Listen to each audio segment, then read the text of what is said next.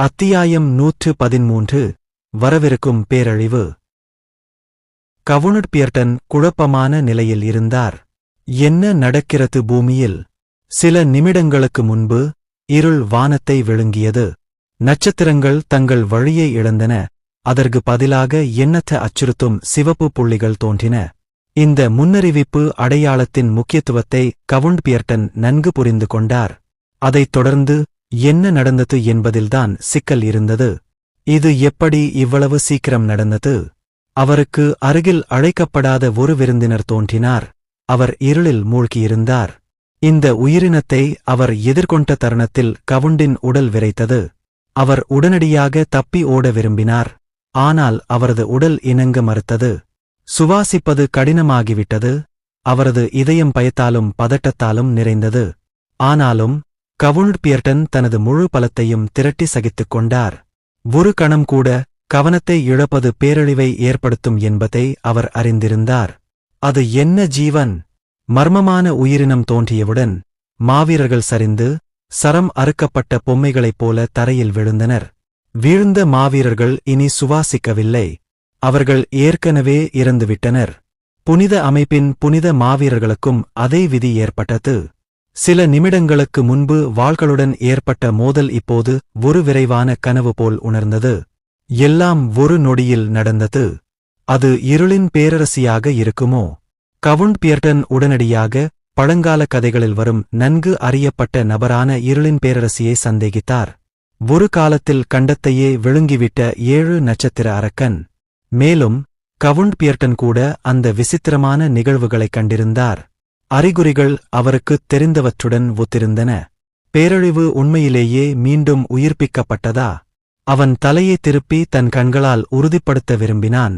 ஆனால் அவனால் முடியவில்லை. அந்த அமைப்பிலிருந்து வெளிப்படும் இருண்ட சக்தி அவன் மூச்சைக்கூட கட்டுப்படுத்துவது போல் தோன்றியது. புனிதர்களின் பாதிரியார்களைப் போல உயர்ந்த தெய்வீக சக்தியை கவுனட்பியர்டன் கொண்டிருக்கவில்லை. அவர் ஒரு சாதாரண மனிதனுக்கு நெருக்கமாக இருந்தார். ஆனாலும் புனித மாவீரர்களைக் கூட உடனடியாக கொல்லும் அளவுக்கு அந்த சக்தி வலிமையானது. ஒரு சாதாரண மனிதனாகிய அவன் இப்போது தலையை திருப்பிக் கொண்டால் அவன் நிச்சயமாக இறந்துவிடுவான். அத்தகைய சூழ்நிலையில் தன் உயிரை பணயம் வைக்கும் அளவுக்கு கவுனட்பியர்டன் பைத்தியக்காரன் அல்ல. அது இருளின் பேரரசியாக இருந்தாலும் இல்லாவிட்டாலும் அது என்ன முக்கியம்? அது இருளின் பேரரசி இல்லாவிட்டாலும் சந்தேகத்திற்கு இடமின்றி ஒப்பிடக்கூடிய சக்தி வாய்ந்த ஒரு உயிரினம். ஆனால் அது ஏன் அவனை தப்பவிட்டது? இது கவுனட்பியர்டனை குழப்பத்தில் ஆழ்த்தியது. அந்த அமைப்பு மாவீரர்களையும் புனித மாவீரர்களையும் ஒரே மாதிரியாக கொண்டது. ஆனால் அவன் அதன் அருகில் காயமின்றி இருந்தார். அது வேண்டுமென்றே அவனை காப்பாற்றியதா? அது ஒரு நியாயமான சந்தேகம்தான். இது புனித ஆணையின் மற்றொரு பொறியாக இருக்க முடியுமா? ஆனால் கவுனட்பியர்டன் அந்த எண்ணத்தை விரைவாக நிராகரித்தார். புனித ஆணையும் என்ன நடக்கிறது என்பது தெரியாமல் இருந்தது. பிரதான பாதிரியாரின் வேதனையான முகபாவனை அவரும் பாதிக்கப்பட்டிருப்பதைக் குறிக்கிறது. பாதிரியாரின் எதிர்வினை மட்டுமே இது அவர் எதிர்பார்த்த ஒன்றல்ல என்பதற்கு போதுமான சான்றாகும். அழகான ஜீவனே, நீ உண்மையிலேயே மனிதகுலத்திற்கு துரோகம் செய்துவிட்டாயா? பிரதான பாதிரியார் அந்த வார்த்தைகளைக் கத்தினார். ஆனால் இப்போது அவரது முகம் விரக்தியால் நிரம்பியிருந்தது. பாதிரியாரை தப்பி ஓடச் சொன்ன ஜெரார்ட் கூட தனது இடத்தை விட்டு நகர முடியாமல் செயலிழந்து போனதாகத் தோன்றியது. அப்படியானால் அது புனித ஆணையால் செய்யப்பட்ட பொறி அல்ல. அது ஒரு பொறியாக இருந்திருந்தால் பிரதான பாதிரியார் மற்றும் ஜெரார்ட்டின் எதிர்வினைகள் அர்த்தமுள்ளதாக இருக்காது. அவர்களின் எதிர்வினைகள் அனைத்தும் ஒரு செயலாக இருந்தால் அவர்கள் ஒருவிதமான திறமையைக் கொண்டிருப்பார்கள். நான் தப்பா சொல்லிட்டியேனா? புனித அமைப்பு ராஜ்ஜியத்தைக் கைப்பற்றுவதற்காக தன்னை ஒரு மதவெறியராக சித்தரிப்பதாக கவுனட்பியர்டன் நினைத்திருந்தார். ஆனால் அது அப்படியில்லை. புனித அமைப்பு பற்றிய ஒரு தவறான புரிதல் தாமதமாகவே தெளிவுபடுத்தப்பட்டது. இருப்பினும் கவுனட்பியர்டனை பற்றிய தவறான புரிதல் தீர்க்கப்படாமல் இருந்தது. அவர் குற்றமற்றவர் என்று கூறிய போதிலும் சபிக்கப்பட்ட பாதிரியார் கேட்க மறுத்துவிட்டார். உன்னுடைய அந்த அழுக்கு வாயை அசைக்கத் துணியாதே. பாதிரியார் கேட்க மறுத்ததால் கவுன் பைத்தியக்காரத்தனமாகிவிட்டார். அவர் ஒருபோதும் மனிதகுலத்திற்கு துரோகம் இழைத்ததில்லை. அவர் அந்த பேய் உயிரினத்துடன் எந்த ஒப்பந்தமும் செய்யவில்லை. அதை அழைக்கவும் இல்லை. அவர் அதை சொர்க்கத்தில் சத்தியம் செய்ய முடியும். ஆனால் அவர்கள் அவனை நம்பவில்லை. இறுதியில் கவுண்ட் பியர்டன் அவர்களிடம் தன்னை பற்றி விளக்க முயற்சிப்பதை கைவிட்டார். அவனது கவனம் புனித ஆணையிலிருந்து விலகிச் சென்றது. தற்போதைய சூழ்நிலையிலிருந்து தப்பிப்பதில் மட்டுமே கவனம் செலுத்த முடிவு செய்தார். நான் இங்கிருந்து உயிருடன் வெளியேற முடியுமா? இந்த நரக இடத்திலிருந்து தப்பிப்பதுதான் அவனுடைய முன்னுரிமையாக இருந்தது. அந்த அசுர சக்தி இன்னும் அவனைக் கொல்லும் எண்ணம் கொண்டதாகத் தெரியவில்லை என்பதுதான் ஒரே நல்ல விஷயம். அதான் ஏன் அந்தக் கேள்வி அவனை அரித்தது. தலைமை பாதிரியார் கூறியது போல் இந்த உயிரினத்தை எப்படியாவது அழைத்தாரா என்று யோசித்து தன்னைத்தானே சந்தேகிக்கத் தொடங்கினார்.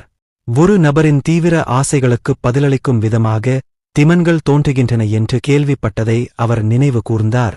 எதுவாக இருந்தாலும் பரவாயில்லை, நிலைமையை புரிந்து கொள்ள வேண்டுமானால் அதை நம்புவது என்று அவன் முடிவு செய்தான். நான் அதை உறுதிப்படுத்த முடியுமா என்று பார்ப்போம். தைரியத்தை வரவழைத்துக் கொண்டு கவுண்ட் பியர்டன் தலையைத் திருப்பினார். அவரது கழுத்து வலியால் எரிந்தது. அவரது நுரையீரலை அடையும் ஆக்சிஜனின் அளவு திடீரென குறைந்தது.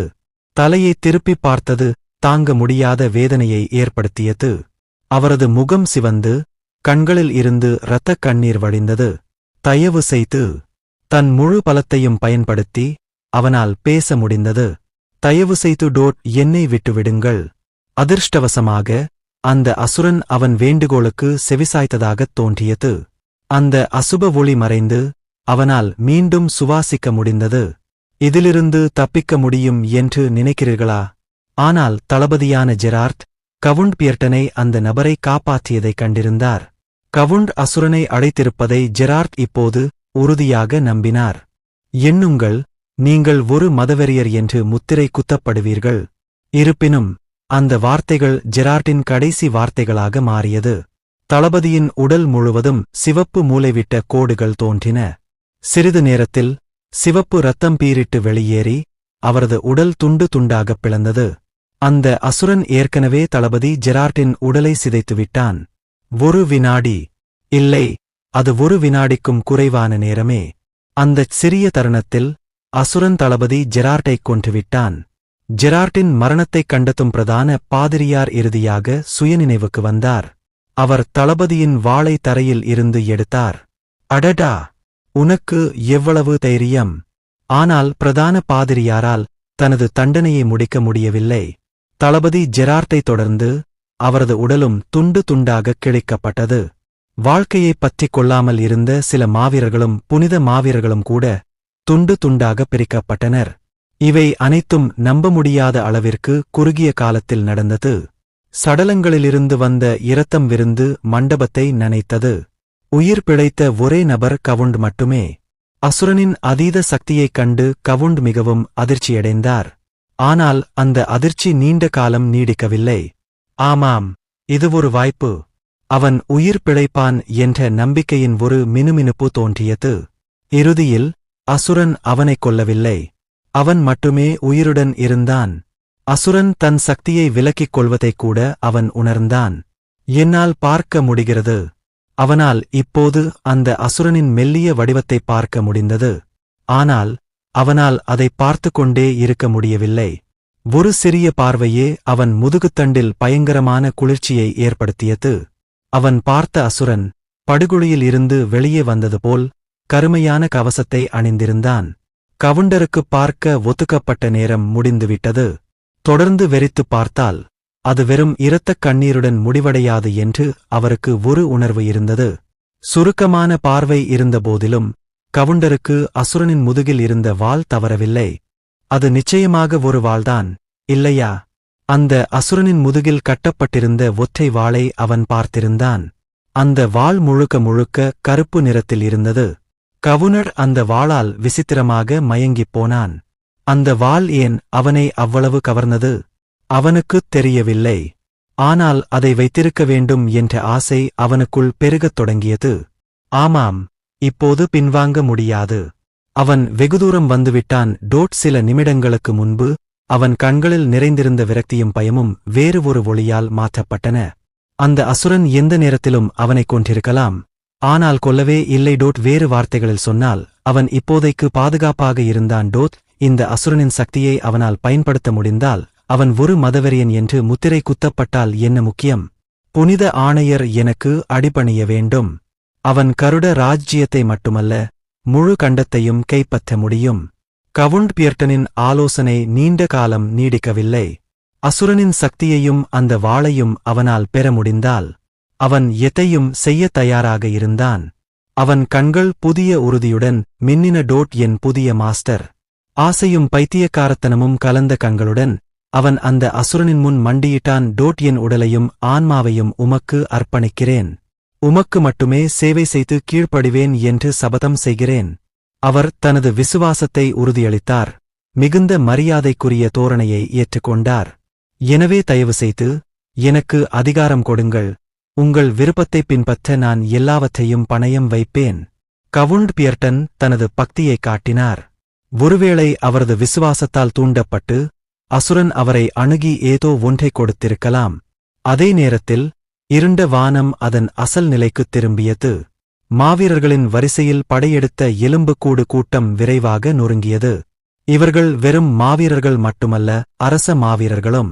எளிய ஒன்று மைனஸ் நட்சத்திர எலும்புக்கூடுகள் அவர்களுக்கு முன் ஒன்றுமில்லை.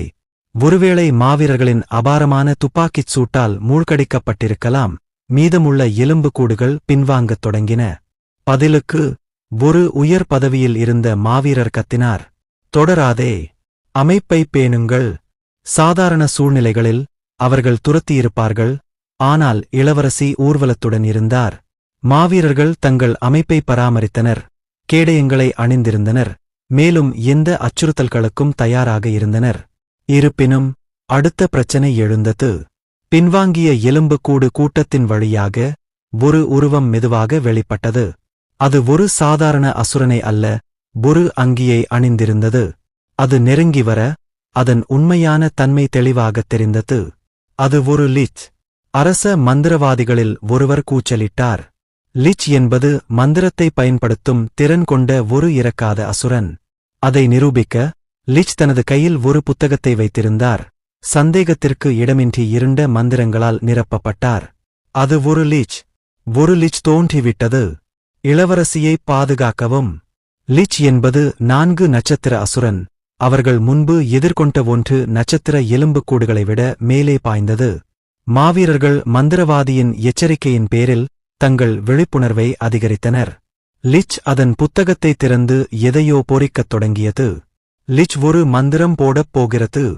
ஒரு லிச்சின் பயங்கரம் தூரத்திலிருந்து மந்திரங்களைச் செய்யும் அதன் திறனில்தான் இருக்கிறது. தீப்பந்து. மந்திரவாதிகளில் ஒருவர் லிச்சை நோக்கி ஒரு தாக்குதல் மந்திரத்தை வீசினார். தீப்பந்து லிச்சை நோக்கி அதிவேகத்தில் சுட்டது. லிச் மெதுவாக தனது கையை உயர்த்தி வந்து கொண்டிருந்த தீப்பந்தத்தை சிரமமின்றி தடுத்தது. அசுரன் தாக்குதலை திசை திருப்பிய எளிமை மந்திரவாதியை திகைக்க வைத்தது. லிச் தனது கையால் எதையோ பொறித்துக் கொண்டே இருந்தது. அது என்ன மாதிரியான பயங்கரமான இருண்ட மந்திரத்தை தயாரித்துக் கொண்டிருந்தது? லிச் தாக்குவதற்கு முன் கேடயங்களைப் போடுங்கள். மந்திரவாதிகள் விரைவாக தாக்குதலில் இருந்து தற்காப்புக்கு மாறினர். கேடயம். லிச்சின் வரவிருக்கும் தாக்குதலுக்குத் தயாராக அவர்கள் கேடயங்களைப் போட்டனர். ஆனால் எதுவும் நடக்கவில்லை. என்ன நடக்கிறது? அங்கி அணிந்த அசுரனின் கை தொடர்ந்து அசைந்தது. அது மந்திரம் சொல்லாமல் இருக்க முடியுமா? குழப்பம் இருந்தபோதிலும் மந்திரவாதிகள் தங்கள் கேடயங்களை பராமரித்தனர். எந்த வாய்ப்புகளையும் எடுக்க விரும்பவில்லை. இது மானாவை பாதுகாப்பதற்கான நேரம் அல்ல. அந்த நேரத்தில் வானம் இருண்டு போனது. நட்சத்திரங்களுக்குப் பதிலாக இருண்டு போன வானத்தில் சிவப்புப் புள்ளிகள் தோன்ற ஆரம்பித்தன. மாவீரர்கள் குழப்பத்தில் ஆழ்ந்தனர். லெனானும் விதிவிலக்கல்ல. இது ஆபத்தானது மாஸ்டர். நாம் உடனடியாக அரண்மனைக்குத் திரும்ப வேண்டும். லெனான் இளவரசி எலெனாவிடம் கத்தினார். ஆனால் இளவரசியின் குரல் அமைதியாகவே இருந்தது. லெனான், நாங்கள் அரண்மனைக்குத் திரும்பினாலும் பாதுகாப்பாக இருப்போம் என்று நினைக்கிறீர்களா? ஆனால் இது தெளிவாக பேரழிவின் அறிகுறியாகும். இளவரசி எலெனா தன் கையை உயர்த்தி லெனனை வெட்டினாள். அவளுடைய செய்கையைக் கேட்டு அவன் அமைதியாகிவிட்டான். அவளுக்கு ஒரு நியாயம் இருந்தது. இந்த சகுனம் உண்மையில் பேரழிவை குறித்தால் ஓடுவதற்கு எங்கும் இடம் இருக்காது. இது உண்மையிலேயே அரச குடும்பத்தின் கடமையா? இளவரசி எலெனாவின் அமைதியான நடத்தையை லெனான் ரசித்தார். நிச்சயமாக அவள் உள்ளுக்குள் பயந்து நடுங்கியிருக்க வேண்டும். அது எந்த மனிதனுக்கும் இயல்பானது. ஆனாலும் இளவரசி பயத்தின் அறிகுறியைக் காட்டவில்லை. சிறிதும் அசைவு இல்லாமல் தனது அமைதியைப் பேணி வந்தாள். சமீபத்திய போரின் போது கூட அவள் அமைதியாக இருந்தாள். அவள் முன்கூட்டியே அறிந்திருப்பது போல. நிச்சயமாக அவளுக்கு முன்பே தெரிந்திருக்க முடியாது. இளவரசி எலெனா தனது பொறுப்புகளை நிறைவேற்ற பாடுபடுகிறாள் என்பது உறுதி. அத்தகைய இளவரசிக்கு சேவை செய்வதில் லெனான் பெருமிதம் கொண்டார். இருப்பினும் அவளுடைய பாதுகாவலராக அவன் அவளுடைய பாதுகாப்பை உறுதி செய்ய வேண்டியிருந்தது. மாவீரர்களை பின்வாங்குவது ஒரு விருப்பமல்ல என்றால் அவளுக்கு உதவ அவன் இன்னும் கூட்டாளிகளைச் சேகரிக்க வேண்டியிருந்தது. அப்படியானால் நாம் ஹண்டர்களை ராஜ்யத்திற்குள் கட்டாயப்படுத்த வேண்டும். லெனான் பரிந்துரைப்பது போல் செய். இளவரசி எலெனா லெனனின் முன்மொழிவை ஏற்றுக்கொண்டார். ஹண்டர்கள் பொதுவாக அரசு விவகாரங்களில் தங்களை ஈடுபடுத்திக் கொள்ள மாட்டார்கள். ஆனால் ஆபத்து வந்தபோது நிலைமை மாறியது. இப்போது ராஜ்யம் மட்டுமல்ல, முழு கண்டமும் ஆபத்தில் இருந்தது. லெனான் ஒரு மந்திரவாதியிடமிருந்து ஒரு தொடர்பு மந்திரத்தைக் கோரினார். பின்னர் அவர் இளவரசியின் பெயரில் ஹண்டர் சங்கத்திற்கு ஒரு கட்டாய இராணுவ சேவை உத்தரவை பிறப்பித்தார். லெனான் தன்னைத்தானே வேலையாகக் கொண்டிருந்தாலும் இளவரசி எலெனா வானத்தை பார்த்துக் கொண்டே இருந்தார். இதுதான் மகானின் சக்தியா? அந்தக் காட்சியைக் கண்டு அவள் வியந்தாள். எடிசாவின் சக்தி பிரமிக்கத்தக்கதாக இருந்தாலும் மகானின் சக்தி முற்றிலும் மாறுபட்ட மட்டத்தில் இருந்தது. இந்த சக்தியின் சரியான தன்மை அவளுக்குத் தெரியாது. ஆனால் தற்போதைய சூழ்நிலை மகானின் திறன்களின் வெளிப்பாடு என்பதில் அவள் உறுதியாக இருந்தாள். ஒரு 7 நட்சத்திர பேரிடரை கூட அவரால் கட்டுப்படுத்த முடியும் என்று நினைப்பது, அது உண்மையிலேயே ஆச்சரியமாக இருந்தது. இளவரசி எலெனாவின் முழு உடலும் நடுங்கியது. இவ்வளவு அதீத சக்தி கொண்ட ஒரு உயிரினத்தின் மீதான பயபக்தி மற்றும் பிரமிப்பு ஆகியவற்றின் கலவை. அவள் தன்னை ஒரு சிறிய புன்னகையுடன் அனுமதித்தாள். கொஞ்சம் நிம்மதியாக உணர்ந்தாள். அத்தகைய ஆதரவுடன் அவளால் தோல்வியடைய முடியாது. எல்லாவற்றிற்கும் மேலாக இப்போது நடக்கும் அனைத்தும் ஒரு பிரமாண்டமான நாடகம் போல இருந்தது. அவள் செய்ய வேண்டியதெல்லாம் ஸ்கிரிப்டைப் பின்பற்றுவதுதான். எலெனாவைப் போலல்லாமல் மாவீரர்களும் மந்திரவாதிகளும் ஸ்கிரிப்டை அறிந்திருக்கவில்லை. தற்போதைய நிகழ்வுகளால் அவர்கள் மிகுந்த பயத்திலும் அச்சத்திலும் மூழ்கியிருந்தனர். கடந்த காலத்தின் பேரழிவு உண்மையில் மீண்டும் தோன்றியதா? அது ஏன் வந்தது? கண்டம் அழிவை எதிர்கொள்ளுமா? இந்த முடிவற்ற எண்ணங்களும் கவலைகளும் பயத்தை வளர்த்து தவறுகளுக்கு வழிவகுத்தன. அந்த பாஸ்டர்தான், அவன்தான் இந்த பேரிடரை வரவழைத்தவன். முன்னால் இருந்த மாவீரர்களில் ஒருவர் கூச்சலிட்டார். உண்மையில் லிச் ஏதோ ஒன்றை பொறிக்கத் தொடங்கியபோது விசித்திரமான நிகழ்வுகள் தொடங்கியிருந்தன. மாவீரன் தனது வாளைக் காட்டி முன்னோக்கிச் சென்றான். அவன் இப்போது இறந்தாலும் சரி அல்லது வரவிருக்கும் பேரழிவில் இறந்தாலும் சரி, மரணம் தவிர்க்க முடியாததாகத் தோன்றியது. உயிர் வாழ்வதற்கான வாய்ப்பைப் பெறுவது நல்லது என்று அவன் முடிவு செய்தான். எவ்வளவு குறைவாக இருந்தாலும் சரி, நாம் அதைக் கொன்றால் எல்லாம் இயல்பு நிலைக்குத் திரும்பும். நிறுத்து! யாரோ அவரைத் தடுக்க முயன்றனர். ஆனால் அவர்களால் அவரது செயல்களைத் தடுக்க முடியவில்லை. நாம் இந்த அயோக்கியனைக் கொல்ல வேண்டும். அவன் தன் வாளை உயர்த்தி தன் ஒளிவட்டத்தைச் செயல்படுத்தி தன் முன்னால் இருந்த அசுரனைத் தாக்கினான். கணகண வென்ற சப்தம். ஆனால் வாள் திசைதிருப்பப்பட்டதால் தெளிவான மோதிர ஒலியை எழுப்பியது. என்ன? தாக்குதல் பயனற்றது என்பதை அந்த ஒலி சுட்டிக்காட்டியது. ஏய்! இப்போது பயத்தால் பீடிக்கப்பட்ட குதிரை வீரன் தப்பி ஓடத் திரும்பினான். ஆனால் அது மிகவும் தாமதமாகிவிட்டது. ஒரு எலும்புக்கூடு கை மாவீரனின் மார்பில் வெடித்தது. இது என்ன? லிச்சின் கை குதிரையின் உடலை துளைத்து உடனடியாக அவரைக் கொன்றது. ஆனால் அது அங்கு முடிவடையவில்லை. தரையில் கிடந்த குதிரையின் சடலம் உருகத் தொடங்கியது. அவரது சதை மற்றும் உறுப்புகள் கரைந்தவுடன் மீதமுள்ள எலும்புகள் மெதுவாக காற்றில் மிதந்தன. ஒரு அரச மந்திரவாதி திகிலுடன் முணுமுணுத்தான். அது ஒரு லித் இல்ல. மிதக்கும் எலும்புகள் ஒன்றிணைந்து எலும்பு கூட்டாக மாறியது. இது லைச்களால் பயன்படுத்த முடியாத ஒரு திறமை. பிண உயிர்த்தெழுதல். அது சந்தேகத்திற்கு இடமின்றி ஆர்ச் லிச்சின் திறமையாகும். இது லித் இல்லை. இது ஒரு ஆர்ட் லிச். அவர்கள் நிலைமையை முற்றிலும் தவறாக மதிப்பிட்டிருந்தனர். தங்கள் இக்கட்டான சூழ்நிலையின் தீவிரத்தை உணர்ந்த மாவீரர்கள் மனமுடைந்து அவர்களின் மன உறுதியும் சரிந்தது. ஆனால் இதுதான் இளவரசி முன்னேற வேண்டிய தருணம். எல்லோரும் சோர்வடைய வேண்டாம். எங்களுக்கு இன்னும் நம்பிக்கை இருக்கிறது. இளவரசி எலெனா தனது முழு பலத்தோடும் கூச்சலிட்டு மாவீரர்களை அணிதிரட்டினாள். இங்கே நமக்கு உதவ ஒருவர் இருக்கிறார். அவர் தீய ஆர்ச் லிச்சை தோற்கடிப்பார். அவளுடைய பிரகடனத்தில் டெய்கர் முன்னேறினான். இருப்பினும் மாவீரர்களின் கண்கள் அவநம்பிக்கையால் நிறைந்திருந்தன. ஒரு ஆர்ச் லிச்சை எதிர்கொள்ள டெய்கரின் உபகரணங்கள் போதுமானதாக தெரியவில்லை.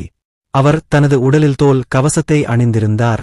அதே நேரத்தில் அவரது முகம் இரும்பு தலைக்கவசத்தால் மூடப்பட்டிருந்தது. இது ஒரு விசித்திரமான சமநிலையற்ற தோற்றத்தை உருவாக்கியது. இந்த நபர் உண்மையிலேயே ஒரு ஆர்ச் லிச்சை எதிர்த்து நிற்க முடியுமா? ஆனாலும் யாரும் தங்கள் சந்தேகங்களை உரக்க கூறவில்லை. இளவரசிக்கு உதவ டெய்கர் வந்திருந்தார். அவரை கேலி செய்வது அவமானகரமான செயலாகும். மாவீரர்கள் என்ன நினைத்தாலும் டெய்கர் அசையாமல் இருந்தார். டெய்கர் வெறுமனே தனது வாளை உயர்த்தி முன்னேறினான். அவன் மெதுவாக முணுமுணுத்தான், தனக்குக் கேட்கும் அளவுக்கு சத்தமாக. ஒளியின் தீர்ப்பு. டெய்கரின் வாளிலிருந்து ஒரு வெள்ளை ஒளி வெளிப்படத் தொடங்கியது. இது தெய்வீக சக்தி. தெய்வீக சக்தி வாளைச் சூழ்ந்து தீவிரமடைந்தது. விரைவில் ஒரு பெரிய அளவிலான தெய்வீக சக்தி தெருவை அதன் கதிரியக்க ஒளியால் நிரப்பியது. டெய்கர் தனது வாளை சுழற்றி ஆர்ச் லிச்சை நோக்கி ஒரு பெரிய தெய்வீக சக்தி அலையை அனுப்பினார். குருடாக்கும் வெளிச்சம் அனைவரையும் கண்களை மூடும்படி கட்டாயப்படுத்தியது. அவர்களின் பார்வை முற்றிலும் மறைக்கப்பட்டது. இந்த தருணத்தைப் பற்றிக் கொண்டு டெய்கர் முன்னோக்கி விரைந்தார். அவரது இலக்கு முன்னால் நின்றிருந்த ஆர்ச் லித் நெக்ரோஸ். போ, எலும்புக்கூடு புனித மாவீரன். டெய்கர் முதலில் பேசினார். புரிந்தது. ஆர்ச் லித் நெக்ரோஸ் பதிலளித்தார். அவர்களின் உரையாடல் எளிமையாகவும் தெளிவாகவும் இருந்தது. டெய்கரின் சக்தி வாய்ந்த தெய்வீக சக்தி இருந்தபோதிலும் நெக்ரோஸை அடக்குவதற்கு அது போதுமானதாக இல்லை என்பது தெளிவாகிறது. எல்லாவற்றிற்கும் மேலாக அவர்கள் ஒரே பக்கத்தில் இருந்தனர். எனவே அடிபணிய வேண்டிய அவசியமில்லை. நெக்ரோஸ் தலையசைத்துவிட்டு மெதுவாக மறைந்து போகத் தொடங்கினார். அவர் நிதானமாக நடந்து சென்றார், யாருக்கும் தெரியாமல்.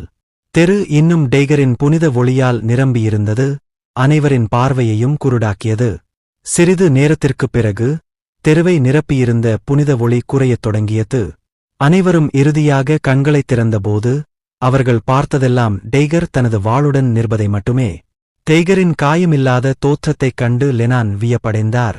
அவர் எவ்வளவு சக்தி வாய்ந்தவர்! கடவுளே, இவரை எதிர்க்க யாராலும் முடியாது போல. இவர் டானுக்கு எல்லாம் டான் போல இருக்கு. மிக முக்கியமாக ஆர்ச் லிச் எங்கும் காணப்படவில்லை. அவர் ஆர்ச் லிச்சை தோற்கடித்திருக்க முடியுமா? சூழ்நிலைகளைக் கருத்தில் கொண்டால் சர் டெய்கர் ஆர்ச் லிச்சை தோற்கடித்தார் என்பது தெளிவாகத் தெரிந்தது. சர் டெய்கர் ஒரு காலத்தில் புனித வீரராக பணியாற்றியதாக இளவரசி எலெனா குறிப்பிட்டிருந்தாலும் லெனான் அவரிடம் இவ்வளவு வீரம் இருக்கும் என்று எதிர்பார்க்கவில்லை. வெறும் தெய்வீக சக்தியால் ஒரு ஆர்ச் லிச்சை அழிக்க ஒரே ஒரு அடியில் குறையாமல். லெனான் டெய்கரின் வலிமையின் மீது மிகுந்த மரியாதை கொண்டிருந்தார். உண்மையில் அது வெறும் ஒரு தந்திரம்தான். நெக்ரோஸ் தப்பிச் செல்லும்போது வெளிச்சம் அனைவரையும் குருடாக்கியது. ஆனால் யாருக்கும் உண்மை தெரியாது. பாருங்க, வானம். இருள் சூழ்ந்த வானம் அதன் அசல் நிலைக்குத் திரும்பியது. என்ன ஒரு அதிசயம் நடந்துவிட்டது! மாவீரர்கள் கூச்சலிட்டனர். ஆர்ச் லிச் தோற்கடிக்கப்பட்டு வானம் மீட்டெடுக்கப்பட்டது. இது உண்மையிலேயே ஒரு அற்புதமான நிகழ்வு. அங்கு இருந்த மாவீரர்களும் மந்திரவாதிகளும் மிகவும் நெகிழ்ச்சியடைந்தனர். நெய்ட் ஆர்டருக்குப் பின்னால் இருந்தும் ஆரவாரம் எழுந்தது. வா, இவர்கள்தான் எலும்புக்கூடுகளிலிருந்து மறைந்திருந்தவர்கள். நடந்த அனைத்தையும் அவர்கள் நேரில் பார்த்திருந்தார்கள். அவர்கள் மட்டும் அல்ல, டெய்கர் புனித ஒளியால் ஈர்க்கப்பட்ட மற்றவர்களும் வந்திருந்தனர். ஆரவாரம் செய்த கூட்டத்தினரிடையே சிலர் இளவரசி எலெனாவை புகழ்ந்து பேசத் தொடங்கினர். இளவரசி நீடூழி வாழ்க! இளவரசி எங்கள் ஹீரோ!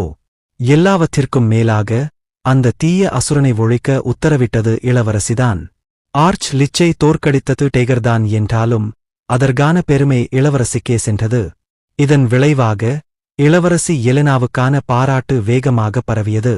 இளவரசி நீடூழி வாழ்க! பின்னர் இணைந்தவர்களும் அவளுக்கு மரியாதை செலுத்தும் வகையில் கோஷமிடத் தொடங்கினர். இளவரசி நீடூழி வாழ்க! புகழ்ந்து பேசிய கூட்டத்தினருக்கு ஒரு விஷயம் தெளிவாகத் தெரிந்தது. இளவரசி எலெனா தனது மக்களை உண்மையிலேயே கவனித்துக் கொண்டாள். அவள் ஆபத்தை எதிர்கொள்ளாமல் தப்பி ஓடவில்லை, ஆனால் இறுதிவரை அவர்களை பாதுகாக்கவே தங்கியிருந்தாள். அத்தகைய நபரின் தலைமையில் ராஜ்யம் எப்படி இருக்கும்? மக்கள் பிரகாசமான எதிர்காலத்தை எதிர்பார்க்கத் தொடங்கினர். இளவரச நீடூழி வாழ்க, நீடூழி வாழ்க, நீடூழி வாழ்க.